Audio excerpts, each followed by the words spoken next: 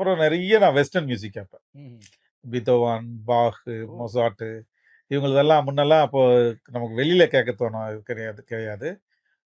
சில ரேடியோக்கள் ஒரு ராத்திரி 8, 10 மணி ஆயிடுச்சுன்னா, வெறும் வெஸ்டர்ன் கிளாசிக் மட்டும் போடுற பீரியட் ஒண்ணு இருந்துச்சு அப்போ. ம்ஹ்ம்.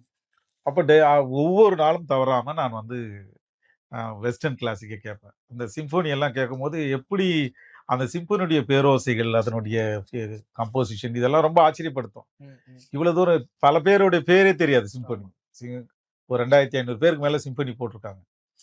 அவங்களுடைய மாஸ்டர் சிம்பொனி கேட்கும்பொழுது, அதெல்லாம் நமக்கு ஒரு மிகப்பெரிய ஒரு எழுச்சிய குடுக்குது. ம். அப்போ ஆனா இளையராஜாவும் மியூசிக்கும் அதுக்கும் வந்து கேட்கும்போது, பல நேரத்தில எனக்கு வித்தியாசம் தெரியாது.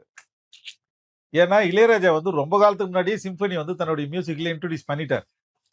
பண்ணிட்டதால என்ன ஆயிடுச்சுன்னா, அந்த சிம்பொனிய கேட்கறதுக்கு எனக்கு ஈஸியா இருந்துச்சு. அப்பா! அப்பா! அப்பா!